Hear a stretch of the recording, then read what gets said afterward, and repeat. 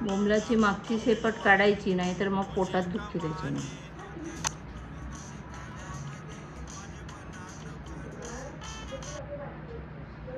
धुवायला एक एक पीस धुवायचा नाही, संपूर्ण बोंबीलच ठेवायचा आणि धुवायचा, मग त्याचे पीसेस करू शकतात आपण. म्हणजे त्याची खवळ वगैरे व्यवस्थित खेचायला बरी.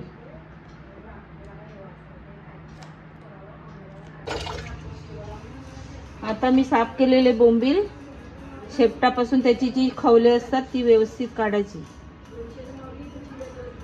पहिल्यांदा बारीक बारीक खवलं असतात आणि मग 3-4 वॉटर्स क्लीन कर असं, राईट? आणि ती खवळं काढल्यानंतर 3-4 वेळा बोंबील धुवायचे साफ. त्याच्यामध्ये पण एक काळपटपणा असतं ते पण काढायचं. तर त्याच्यातलं पाणी निथळण्यासाठी झरीमध्ये ठेवायचे.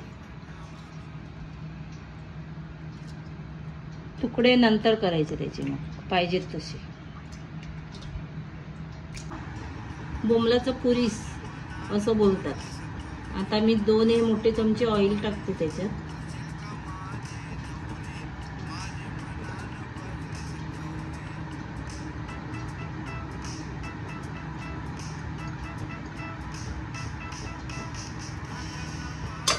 गरम झालं आहे की नाही ते चेक करायला काहीतरी टाकायचं, वाजलं सुटू म्हणजे तेल गरम आहे.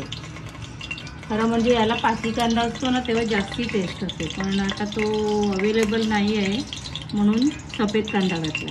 आता हे तेल तापलेलं आहे, त्याच्यात मी फोडणीसाठी आलं, लसूण, मिरची आणि कढीपत्ता हे टाकलं.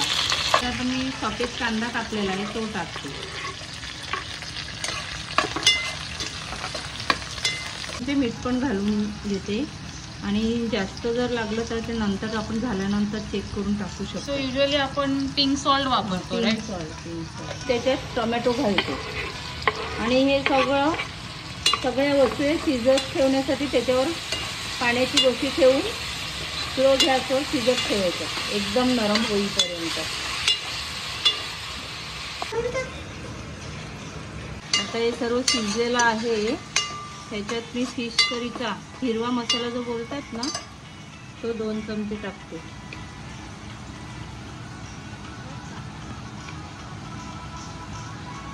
आता 2 चमचे मसाला टाकलेला आहे. किती रस्सा पाहिजे त्याच्यावर मसाल्याचं प्रमाण अवलंबून आहे. आता या आम्ही 4 माणसासाठीच करत आहोत म्हणून 2 चमचे ठीक आहे.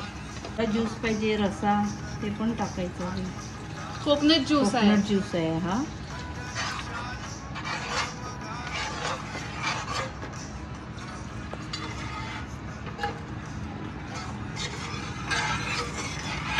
वगैरे चेक करू शकतो त्याप्रमाणे त्याच्यात टाकू शकतात. मस्तपैकी उकळी घ्यायची. आता या बोंबलातला पाणी पण गेलेलं आहे. आता हे मोठे बोंबील आहेत ना म्हणून मी त्याचे 3-3 पीस करते कात्रीनेच. असे प्रत्येक बोंबलाचे मी 3-3 पीस करते कारण ते मोठे आहे. जवळजवळ शिजलेलं आहे. आता त्याच्यामध्ये आपण बोंबील टाकायची.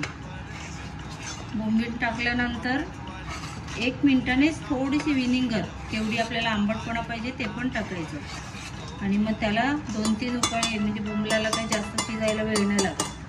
बोंबील सोडते व्यवस्थित सेट करायचे. सगळे व्यवस्थित शिजतील असे ते व्यवस्थित ठेव.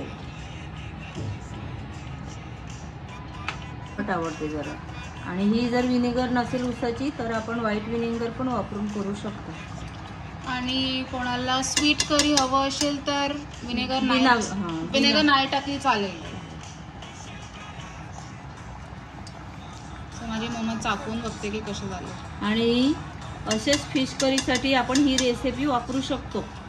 कुठल्याही फिशचं आपण हे असं कोकोनट करी बनवू. फिश करून बघते. एकदम मस्त झालेलं आहे.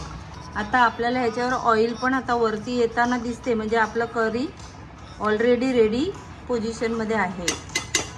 शिजवले असतील, राईट? बोंबील बस. आणि मग विनेगर आता ते ऑइल पण वरती आलेलं आहे म्हणजे आपलं करी रेडी आहे.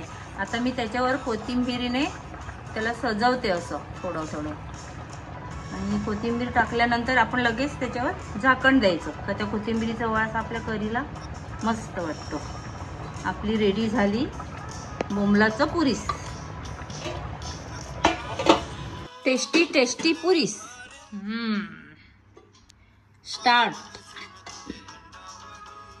घेताना जरा सांभाळून घ्यायचं हा, नाहीतर ते सगळं फुटेल. नाही ते बोंबील फुटतील. बोंबील फुटतील.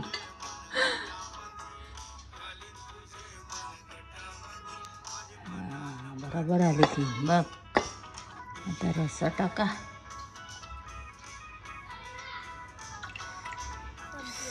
तोंडाला पाणी सुटलंय खूप. गती घास घेते बस.